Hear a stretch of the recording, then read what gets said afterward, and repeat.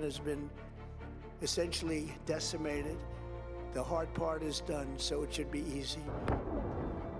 We're going to bring them back to the Stone Ages where they belong. Hello, I'm Rida Fakhri. Welcome to the program. After President Trump hinted he could end the U.S. war on Iran with the Strait of Hormuz still effectively closed, the role of European allies has come into sharper focus.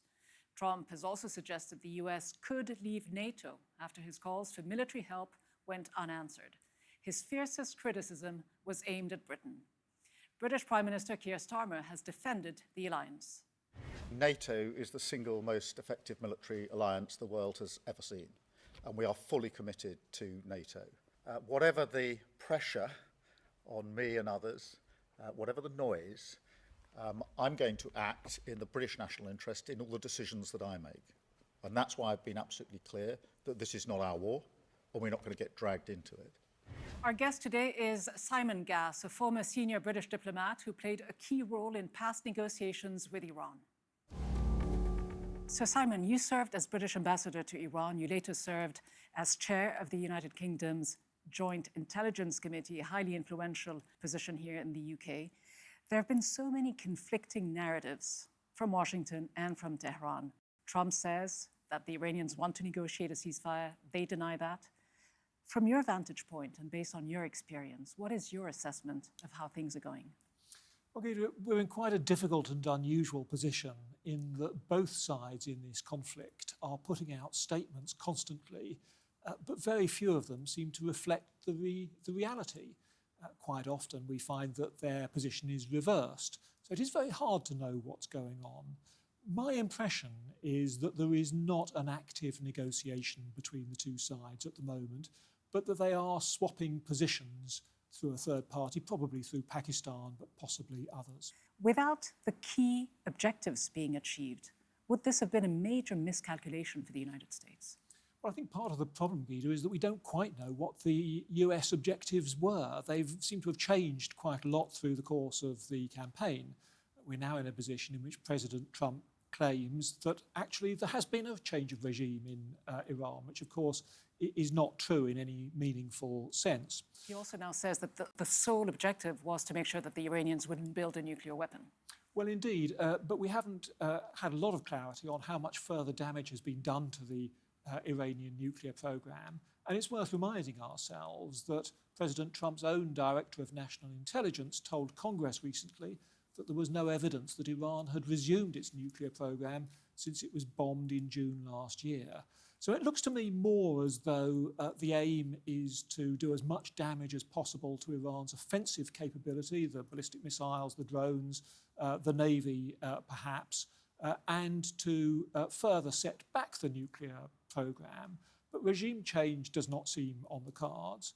The real problem, of course, is that Iran has now effectively blocked the Strait of Hormuz, this critically important waterway that carries 20% of the world's oil and gas. And at the moment, the US does not seem to have a clear way of unblocking it again. Should that have been anticipated? Absolutely, it should. Why wasn't it? Well, that's quite hard to say. What I would say without any doubt at all is that there are many people in Washington who have been studying Iran and the Iranian regime for many, many years. It was always clear to those of us who followed Iran that if the Iranian regime felt that it was in an existential struggle, a struggle for its very existence, it would use all of the tools at its disposal to fight back.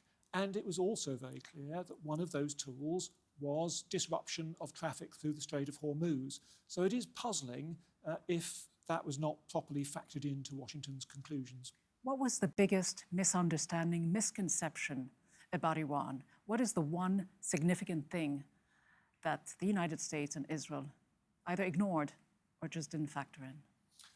Well, I think on the United States part, it was the fact that the Iranian regime, although it is not supported necessarily by even a majority of the Iranian population these days, it is nevertheless very networked, very robust, and very determined. And there was no way that any seasoned Iran watcher would have expected the regime to crumble in the face of an air campaign against it. Did they go in with a sense of hubris and arrogance, not knowing what they were getting into? Well, I think there will have been people who did know what they were getting into. In the end, we know that this version of the US administration under President Trump is quite unusual for the way in which decisions are taken within a very, very small group of people. So we can't say whether President Trump read the briefings he was given on Iran, whether there was a lively discussion as to what would work or what might not work. But in the end, it does look rather as though the United States has bitten off more than it can easily chew. Of course, the campaign is not over.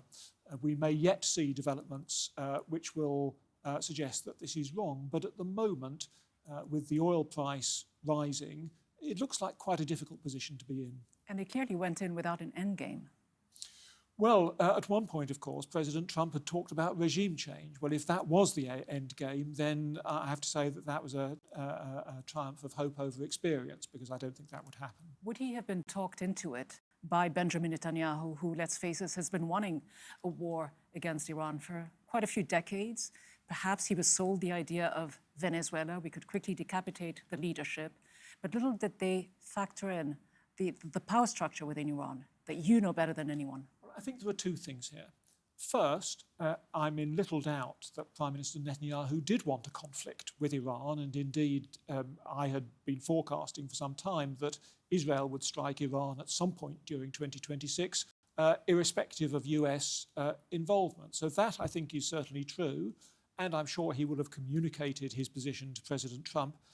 But then, let's be honest, the President of the United States is a pretty powerful person with his own set of advisors.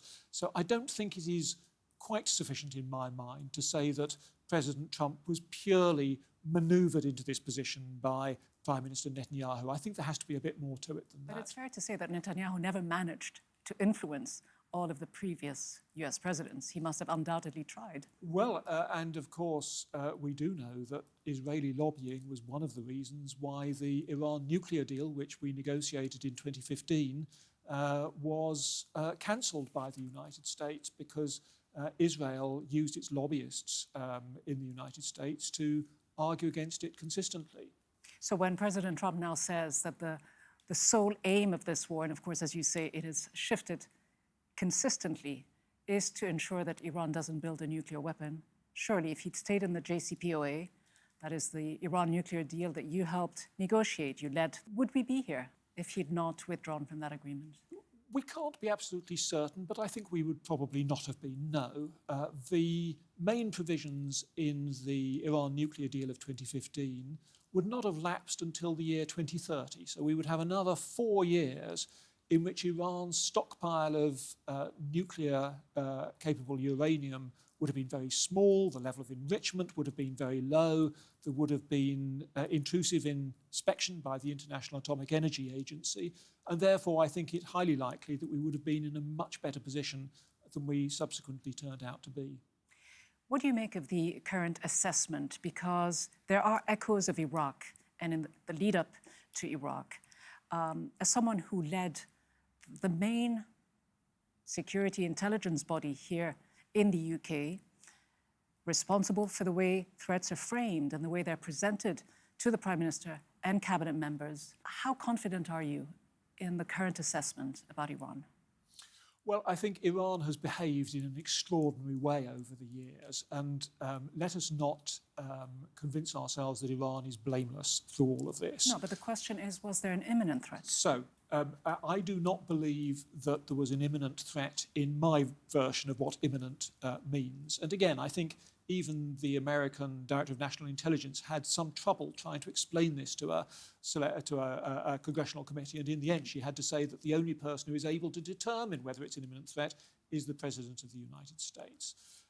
I do think, though, that Iran had behaved extremely unwisely by continuing with enriching uranium, which is the key fuel for a nuclear weapon, to a very high degree, which had no conceivable civilian use, and to do that in a way which was highly provocative and was likely to lead to trouble. So I think there are errors on both sides.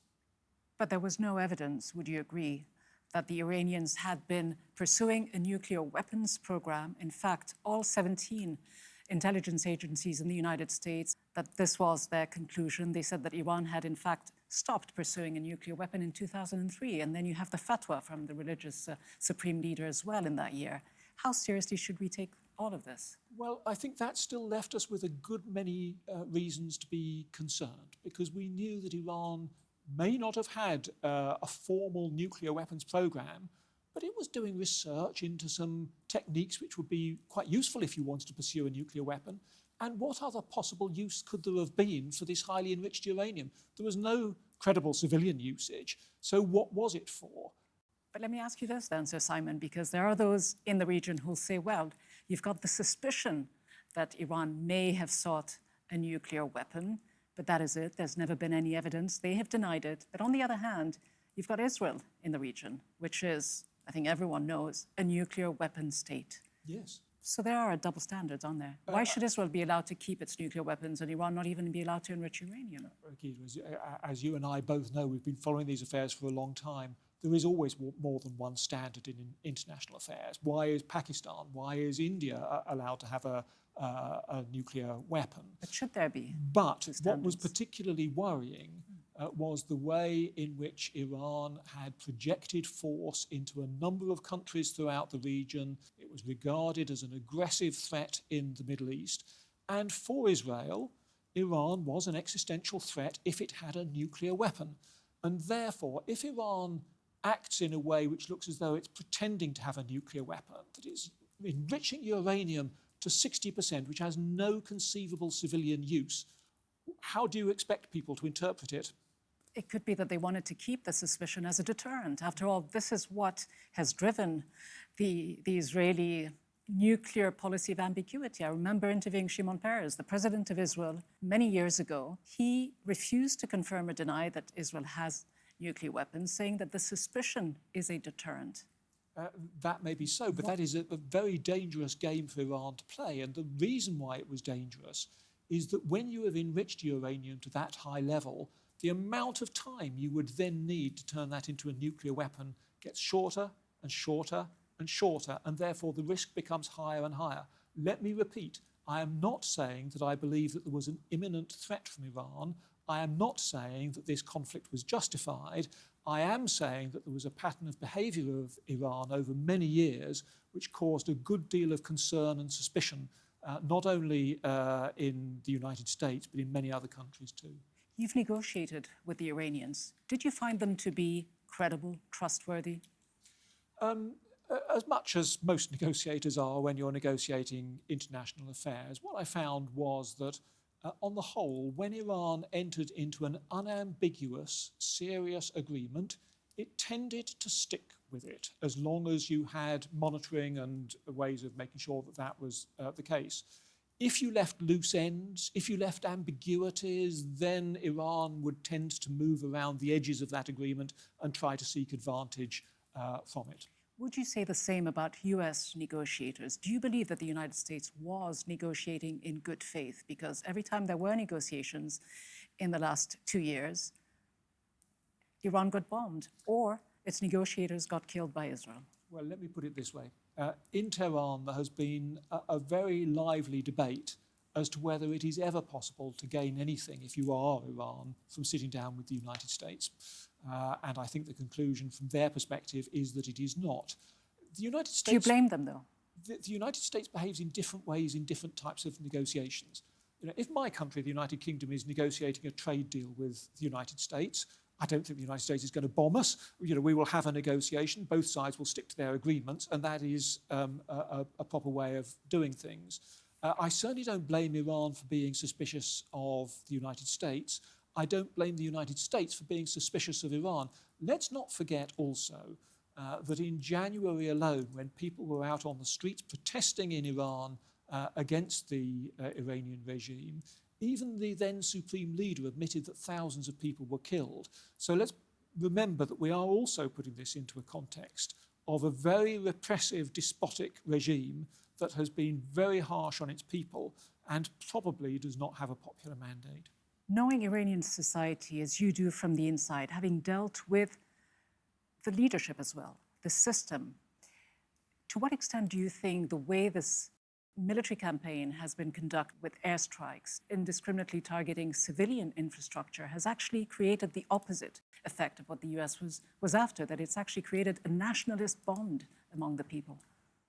I might take issue with you as to whether it's indiscriminately attacked civilian infrastructure, but I agree that civilian infrastructure has been struck. I don't think it was the US intention to do that. Israel might be a different case. What I would say, to answer your question as best I can, I think that there has been a rallying of nationalist opinion. One of the things which we've seen in Iran in recent years is how even the Iranian leadership has turned to some of the historical pre-Islamic reference points of Iran as a great civilization, something which when I was British ambassador in Tehran 15 years ago was very much frowned upon by the religious establishment, because they did not want to talk about a pre-Islamic Iran. So I think there has been a nationalist rallying. I'm not sure that is the same as rallying around this government and this regime. That may be different. How much of an issue of national pride was there about Iran's nuclear program? There was a good deal of national pride about Iran's nuclear program. However, if you asked people, is the pain we are going through from economic sanctions in respect of the nuclear program commensurate with the value that we get from having a nuclear program, I think most Iranians would say no, it is not. But pride, of course, as you say, is an important factor. I've always believed in international affairs that some of the worst mistakes I have seen made over nearly half a century in diplomacy have been born out of an unwillingness to try to understand what makes other human beings act as they do. And also perhaps respect the kinds of civilizations that you're dealing with, not just understand them, but respect them. Well, respect is important, but respect does not mean then giving people a free pass for however they choose to behave. I think that there still have to be some standards which you would apply in your judgments about a regime. But if you don't understand why they behave in that way, you won't be able to take the best policy options. Sure, but these standards are applied quite selectively, aren't they, Sir Simon? Well, not entirely in that way, I would say. I mean, we have taken a pretty strong line on universal human rights, for example, which is something which is increasingly doubted, I think, around the world. And we have tried to apply that reasonably consistently. But of course, there are always variations. Of course there are. But let me ask you the most obvious one. Gaza, 2 years plus of a genocide, according to most experts. If Western nations, European nations, and the United States hadn't given Israel such a pass, plus military and political support and cover, would Israel have been emboldened to attempt what it did now with Iran? Well, firstly, I completely deplore what has happened in Gaza. I think we would both agree about the inhumanity and the disproportionate response to the dreadful attacks of 7 October, which were also horrific. So I agree with you there. I think Western governments, on the whole, have been critical of Israel to varying degrees. It is complex. Not through sanctions. It is complex. But we're always told it's complex, Sir Simon, yeah. when it's not, is it? Well, There's an occupation that's been going on for decades. There was a genocide. It continues because many would argue that what's going on in Iran now is a distraction, that Israel is continuing to bomb and annex territory, not just in Gaza, in the West Bank, but in Lebanon as well. What's complex about it? I am also concerned about the way in which Israel is behaving in the region. I think I would be right in saying that Israel has launched military attacks on 6 or 7 different Middle Eastern countries in the last couple of years. So there is clearly a problem there. Look, I don't speak for Western governments. They must take their own decisions. No, I understand. All I can say is that from their perspective, it looks rather more complex, partly for historical reasons. I understand, but I'm raising this because in most people's minds, it will also look quite hypocritical on the part of Western governments to, in some cases, call war crimes when they're committed by Russia, and when they're committed by an ally like Israel, complete silence, Not no complete- sanctions. Not complete no silence. sanctions. Not complete silence, though.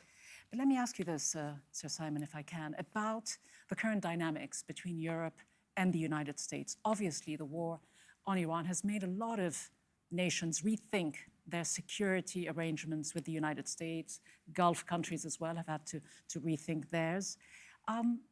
What do you make of what's going on in terms of what the future may hold for those type of frameworks? I think the immediate future looks very difficult for us to manoeuvre through. In Europe's case, NATO has been a critical element in our security since the Second World War, and we would very much like to keep it that way and to maintain the United States' commitment to it. My feeling is that despite the angry language coming out of Washington, the United States will remain inside NATO, despite what President Trump has threatened. One detail is that there is actually a provision in the US Defense Acts which would require Congress to approve United States withdrawal from NATO. That is something which the President can't do. But will he continue to bully the nations that are in it? I think that is absolutely in the DNA of this administration, is to try to bully other nations. But we just have to stand up as best we can to that. You know, we are increasingly in Europe taking more responsibility for our defence. We are increasing our defence spending. And it's not unreasonable. The United States has carried a disproportionate burden of defence, certainly in Europe, for many years. And speaking of standing up, there are those who believe that the Prime Minister of the UK hasn't been able to stand up to the American president, that he has been at the receiving end of some of his fiercest criticism. But nonetheless, the Prime Minister, Keir Starmer, says, quote, "This is not our war and we're not going to get dragged into it." But hasn't the United Kingdom already been dragged into this war by making its bases available to US warplanes?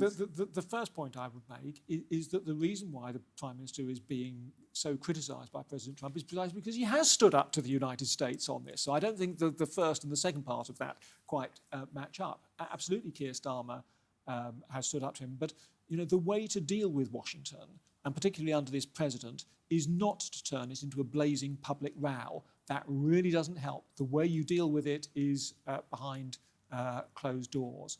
In terms of use of British bases, look, I'm not here to represent a British government position, but of course that only happened once he was satisfied that because of Iranian attacks on Gulf partners, there needed to be some measure to take out Iran's offensive capability and therefore to allow British bases for US operations in that respect.